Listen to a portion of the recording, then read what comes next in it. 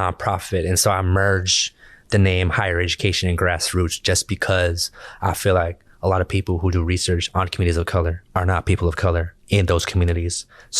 That's fine. I want, folks that look like us, especially black and brown folks that I might not necessarily personally identify on a genetic level, but on a community level, folks that look like the communities we're serving to do research on them, or even those who grew up in those things, in those communities to do research. Because we're always exploiting these participants. We pick the people from the worst of the worst to be part of research so we could say something about their conditions. But when it comes to them applying to be the researchers, we don't accept them. That is facts. So I am going back to like my experience here. I was very fortunate to have a professor and, an advisor that like was very, believed in me. Just gave me full out autonomy to do whatever the fuck I wanted to, and like believed in my ability to intuitively think. And without like his leadership and guidance, like I don't know where the fuck I would be. It gave me lots of fucking headaches. I swear to God. Like, I mean, he was pushing the fuck out of me, right? Like, you got to get this done. You got to get this done.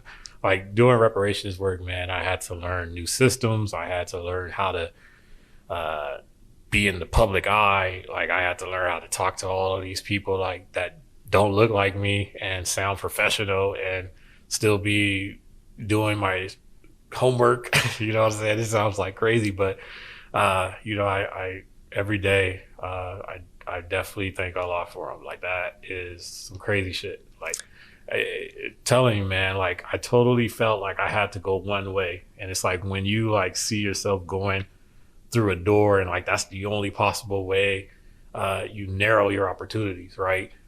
But when you allow the universe to kind of like work itself out, you never know where it'll take you. And again, like everything I learned in my life, like everything I went through, I looked at it as a horrible thing, right? Like, man, like that's all fucked up. Like you got the worst shit happen to you. But had that shit not happened, promise you, dog, I wouldn't think the way I think today.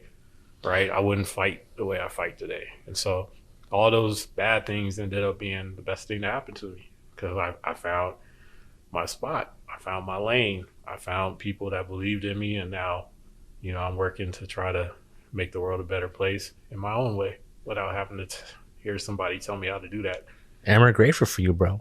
I do want to revisit though. So reparations is a very polarizing topic. Very. So maybe if you could dissect maybe one or two common misconceptions of what reparations is. Yes, that is a great question. So first thing, reparations isn't just cash. So for everybody that thinks like you're only going to get reparations if it's direct cash, like that's not true. Like cash is a part of it. Yes, it's essential. A lot of people, especially older, like that are more established, they deserve to have it. But that's not that's not the only way that has to redressed, I would say. So you basically telling us that cash doesn't rule everything around me. I mean, cash, yeah. Like, but so let's put it like this, dog. Right? So let's say we give niggas a bunch of cash, and we don't have an ecosystem of our own. Right. So like it's going right back to white businesses. Right. So we're not circulating like black dollars. Right. Like we don't have our own land. We're not owning our own businesses at all. So like I think in reality, to be honest, that's what everybody wants, is to give people a bunch of money so that they can continue to get rich. Right. Like, because that's the smartest thing to do. One thing that I've learned, man, is like nobody wants to have this argument. Nobody wants to have this talk. So it's already dismissive, right? You never want to have to go into a discussion where you're like, well, slavery wasn't on me, right? Like you don't want to be the oppressor saying like, oh, forget how you feel about what I did to your ancestors or what my ancestors did to your ancestors. Nobody's trying to have that talk, right? So the best way to get rid of it is just to give a bunch of money, because we know it's there, right? Like we gave a bunch of money for COVID. We gave a bunch of money for Ukraine. So like all you got to do is just give a bunch of money. Then like you don't ever have to hear niggas have that argument again.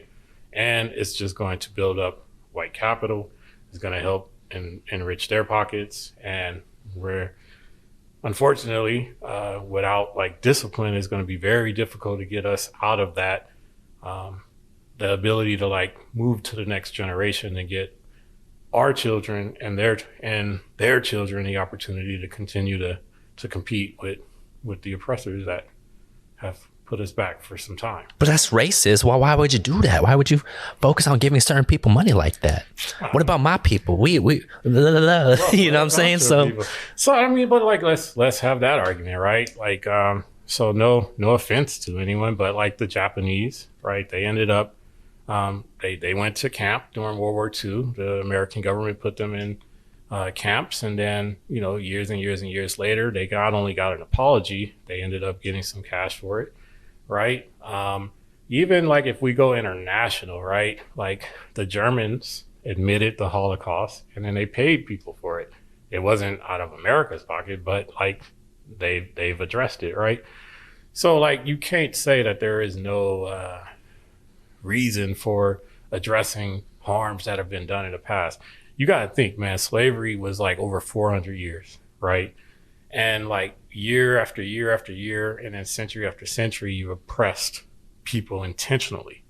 Like they couldn't read. You didn't let them write.